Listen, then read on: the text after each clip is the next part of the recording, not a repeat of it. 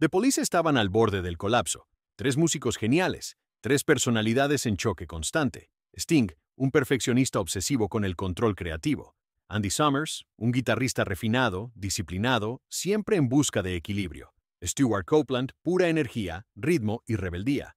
Habían alcanzado la cima del mundo con su mezcla de rock, reggae y pop, pero en 1982 todo parecía tambalearse. El éxito que los había unido ahora los estaba separando. Las giras interminables, la presión de los medios, el agotamiento y las peleas en el estudio estaban erosionando la relación entre ellos. Cada ensayo era una batalla, cada grabación, una guerra fría. En ese momento, The Police no eran solo una banda famosa, eran una banda al borde de la ruptura. Habían probado la gloria con canciones como Roxanne, Message in a Bottle y Don't Stand So Close to Me, pero nada parecía suficiente.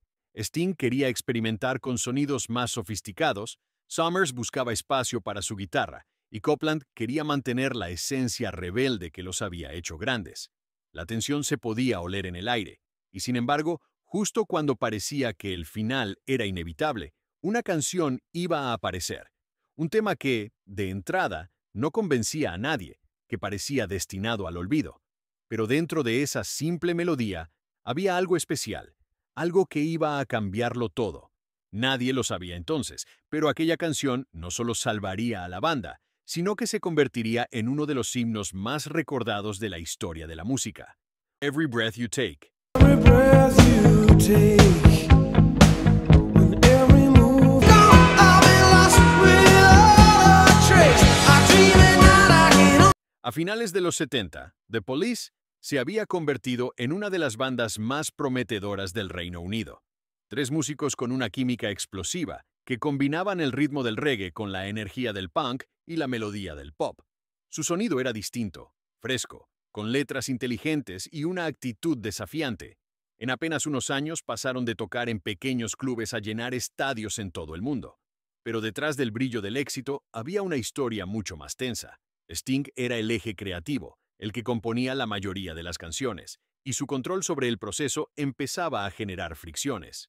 Stewart Copeland, el baterista, era su opuesto, un espíritu libre, agresivo, con un estilo caótico que chocaba con la precisión casi matemática de Sting. Andy Summers, el mayor del grupo, intentaba mantener la paz, pero él también quería que su guitarra tuviera protagonismo. Esa mezcla de egos y talento era, al mismo tiempo, su mayor fuerza y su mayor debilidad. En 1981, cuando publicaron Ghost in the Machine, ya eran estrellas globales, pero la presión era insoportable. Las giras eran interminables, las entrevistas constantes, y el público exigía más éxitos. La convivencia se volvió tóxica. En el estudio discutían por todo, por los arreglos, por los tempos, por los créditos. Había momentos en los que apenas se hablaban fuera de la grabación. Copeland llegó a decir que la atmósfera era tan densa que se podía cortar con un cuchillo. A pesar de eso, la música seguía saliendo. La tensión generaba una chispa creativa única, un equilibrio inestable que mantenía viva a la banda. Pero todos sabían que no podía durar mucho más. Sting ya pensaba en su carrera solista, Summers trabajaba en proyectos paralelos y Copeland se refugiaba en su batería para no perder la cordura. Cuando decidieron grabar un nuevo disco, Synchronicity, lo hicieron con la sensación de que sería el último. Era una banda al borde del colapso, agotada por la fama, pero todavía con el fuego suficiente para intentar una última obra maestra. Nadie lo decía abiertamente, pero todos lo sentían. Si ese disco no funcionaba, The Police se acabaría. Y lo que estaba por venir, una simple canción escrita casi por casualidad, sería el golpe de suerte que cambiaría ese destino. Sting decidió alejarse de todo. Necesitaba silencio, distancia y aire nuevo. En medio de su divorcio y cansado del ambiente enrarecido de la banda, se refugió en Jamaica, en una casa conocida como Golden Eye, la misma donde Ian Fleming había escrito las novelas de James Bond. El mar, el calor y el aislamiento fueron el escenario donde comenzó a escribir lo que más tarde se convertiría en Every Breath You Take. Solo, con su guitarra y un cuaderno, empezó a bosquejar una melodía sencilla, casi hipnótica, acompañada por una letra en apariencia romántica, pero que escondía algo más oscuro. La canción hablaba de vigilancia, de obsesión, de una presencia constante que observa cada movimiento del otro. Sting la escribió casi sin darse cuenta de su tono inquietante. En entrevistas posteriores diría, la gente piensa que es una canción de amor, pero en realidad trata de los celos y del control. En ese momento, sin embargo, solo era una idea incompleta, una especie de esqueleto musical. Cuando regresó para mostrarla al grupo, la reacción no fue entusiasta. El ritmo era demasiado lento, la armonía demasiado simple, y no encajaba con el sonido más agresivo y experimental que estaban buscando. Stuart Copeland no encontraba un patrón de batería que le convenciera, y la línea de bajo no terminaba de funcionar. Incluso se llegó a sugerir que dejaran la canción fuera del disco. Para una banda que se jugaba tanto con su siguiente álbum, Every Breath You Take parecía una apuesta demasiado arriesgada. Pero Sting no la soltó. Había algo en esa melodía que lo perseguía, algo en la cadencia de los acordes que sentía distinto. Era una idea mínima, casi un susurro, pero tenía magnetismo. En medio de la tensión general, empezó a trabajarla una y otra vez, buscando el tono correcto, probando diferentes variaciones. Andy Summers, mientras tanto, escuchaba en silencio, observando cómo la canción se movía sin dirección clara. Aún nadie sabía que, en cuestión de minutos, ese mismo tema iba a transformarse por completo gracias a un solo riff. Andy Summers llevaba días observando cómo la banda se atascaba con esa canción. En el estudio, Sting insistía con la melodía y la letra, pero el resultado sonaba vacío, sin emoción. Stuart Copeland intentaba añadir algo de energía con la batería, pero todo chocaba. Era una sesión tensa, incómoda, con 3 músicos exhaustos y frustrados. En un momento, Sting se retiró unos minutos, dejando a Summers solo en la sala con su guitarra Fender Telecaster. Andy miró las partituras, respiró hondo y empezó a tocar algo distinto. No fue un solo improvisado al azar, sino el producto de años de exploración. Summers había estado obsesionado con texturas, con acordes abiertos, con patrones influenciados por la música clásica contemporánea, especialmente Béla Bartók. Lo que tocó no fue una melodía convencional, sino un arpegio limpio, repetitivo, con un eco casi hipnótico. En una sola toma, grabó el riff que cambiaría el destino de la canción, y probablemente el de la banda entera. Cuando Sting regresó y escuchó lo que Andy había hecho, algo encajó de inmediato. De pronto, la canción cobró sentido. La frialdad de la letra se complementaba con la calma inquietante del riff. La guitarra no competía con la voz, sino que la envolvía, creando una atmósfera de vigilancia silenciosa, de distancia emocional. Era perfecta. Ese sonido cristalino, envuelto en reverb y delay, convertía la melodía en una especie de hechizo. Summers recordaría años después que la canción iba a ser desechada. En sus palabras, todos estábamos cansados y nada funcionaba. Pero cuando toqué ese riff, todo cambió. Fue como encender una luz. Sting, por su parte, reconoció que en ese instante entendió que tenían algo grande entre manos. La banda grabó la base con ese patrón de guitarra como eje. Copeland suavizó la percusión. Sting pulió la línea de bajo y la voz. En cuestión de horas, la canción pasó de ser un descarte a una joya. En medio del caos y las discusiones había nacido su obra maestra. El riff de Summers no solo salvó Every Breath You Take, también le dio a The Police una identidad sonora completamente nueva, una mezcla de melancolía y perfección técnica que los elevaría al nivel de leyenda.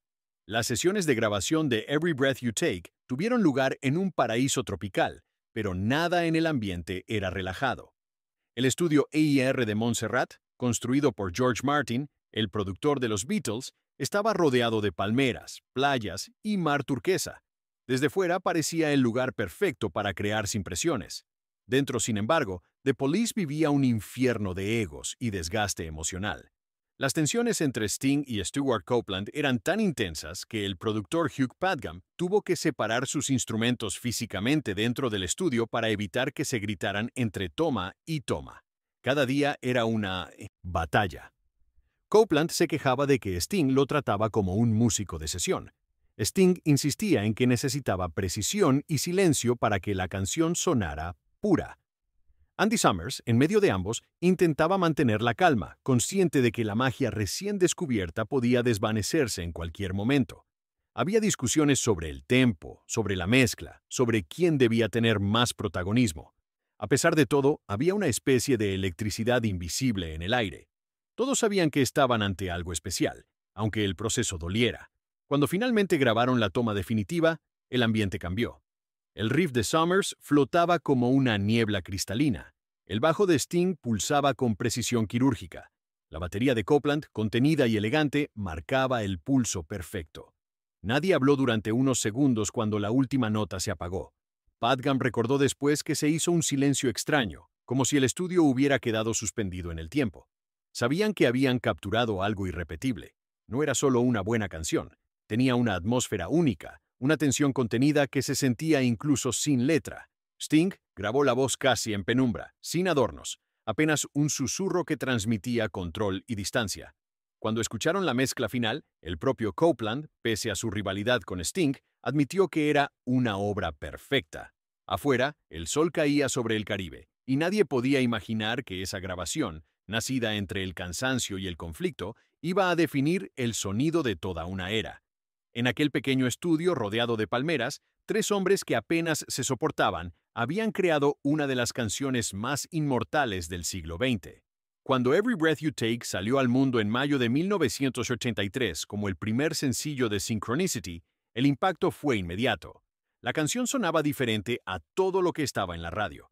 Era minimalista, elegante, pero cargada de una tensión emocional que la hacía imposible de ignorar. En pocas semanas alcanzó el número 1 en las listas del Reino Unido y de Estados Unidos, donde permaneció en la cima del Billboard Hot 100 durante 8 semanas consecutivas. Fue el mayor éxito comercial de The Police, la canción más reproducida en las emisoras durante la década, y el tema que definió aquel verano de 1983. El videoclip, dirigido por Godley and Creme, reforzó su misticismo. Rodado en blanco y negro, con una estética sobria y cinematográfica, mostraba a la banda tocando en un set oscuro, iluminado solo por destellos de luz. Sting, vestido de negro, miraba a cámara con frialdad, mientras Summers y Copeland se movían entre sombras. Ese contraste entre el tono clásico y la emoción contenida hizo que el video rotara sin parar en MTV, una plataforma que por entonces ya tenía el poder de transformar canciones en fenómenos culturales. Every Breath You Take se convirtió en un emblema visual y sonoro de la era. El éxito fue tan masivo que incluso sorprendió a los propios miembros de la banda. Ganaron el Grammy a Canción del Año y a Mejor Interpretación Pop, y el álbum Synchronicity se disparó a lo más alto de las listas, convirtiéndose en uno de los discos más vendidos del año. The Police pasó de ser una banda famosa a convertirse en un fenómeno global. Tocaban en estadios llenos, eran portada de todas las revistas, y cada movimiento de Sting era seguido por la prensa. Sin embargo, mientras el mundo lo celebraba, dentro del grupo, el desgaste se profundizaba. El éxito de Every Breath You Take fue tan grande que empezó a eclipsar todo lo demás. Para muchos, era la canción de Sting, no la canción de The Police. Ese desequilibrio alimentó aún más las tensiones internas. Sting se consolidó como la mente creadora, mientras Summers y Copeland sentían que su papel se desdibujaba ante los reflectores. Aún así, nada podía detener el fenómeno. En un año dominado por sintetizadores, peinados exagerados y colores neón, tres músicos británicos habían conquistado el mundo con una canción de acordes simples, un riff limpio y una historia sobre el control disfrazada de amor. The Police había alcanzado su cima. Lo que no sabían era que esa misma cima sería el principio del final. El éxito de Every Breath You Take fue tan monumental que cambió para siempre la percepción del grupo y de cada uno de sus miembros. La canción se convirtió en una especie de sombra luminosa. Los consagró, pero también los separó. Después del lanzamiento de Synchronicity, The Police emprendió una gira mundial gigantesca, con estadios llenos y multitudes coreando cada palabra. Era el punto más alto de su carrera, pero detrás del escenario apenas se hablaban. Sting ya estaba preparando su salida. Summers sentía que su contribución había sido subestimada, y Copeland se refugiaba en su batería como única forma de soportar la tensión. Poco después de la gira, la banda se disolvió sin un comunicado formal, sin despedidas emotivas, solo un silencio prolongado. Habían alcanzado el éxito absoluto, pero no pudieron sobrevivir a él. La ironía era cruel. La canción que los unió en el estudio, que los había salvado de la ruina creativa, también fue la que marcó el final. Every Breath You Take se convirtió en el símbolo de su mayor logro y de su ruptura definitiva. Sin embargo, el tema siguió vivo mucho después de que la banda dejara de existir.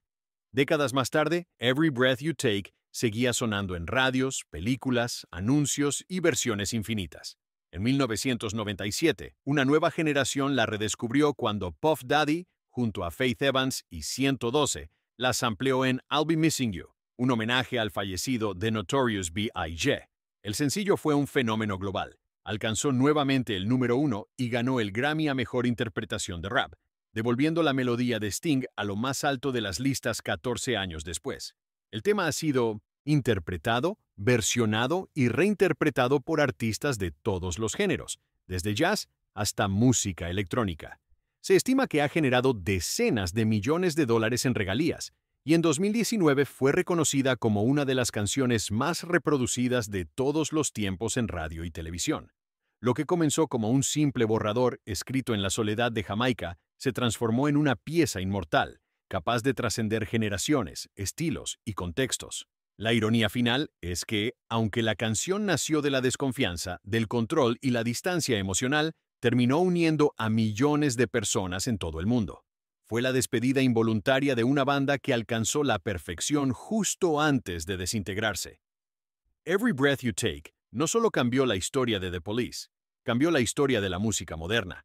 A veces las grandes obras nacen del conflicto. Every Breath You Take no fue el resultado de la armonía ni de la calma, sino de la tensión, del desgaste y de la necesidad de encontrar algo que aún los mantuviera unidos. En aquel estudio caribeño, 3 músicos agotados, casi enemigos, consiguieron capturar un momento irrepetible de belleza contenida.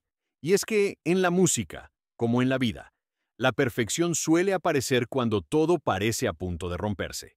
The Police se despidió en la cima, dejando atrás una canción que trascendió el tiempo y las modas. Lo que comenzó como un tema que nadie quería grabar, terminó convertida en un himno universal, reproducido millones de veces y reinterpretado por generaciones enteras. Su poder no está solo en su melodía, sino en la emoción que la rodea.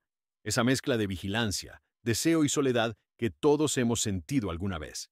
Cada respiración, cada nota, cada silencio de Every Breath You Take parece recordar que el arte más duradero surge de las contradicciones más humanas. The Police se rompió, pero en ese proceso crearon algo que nunca se rompió. La banda se apagó, pero su canción sigue viva, acompañando los días, las pérdidas y los recuerdos de quienes aún la escuchan. 40 años después, sigue siendo una lección de historia musical y, sobre todo, una lección de destino. A veces, una sola canción puede cambiarlo todo. Si te apasionan las historias detrás de las canciones que marcaron generaciones, suscríbete y activa la campanita para no perderte los próximos episodios. Déjame en los comentarios qué otra canción crees que cambió la historia de la música o qué banda te gustaría que analizáramos a fondo.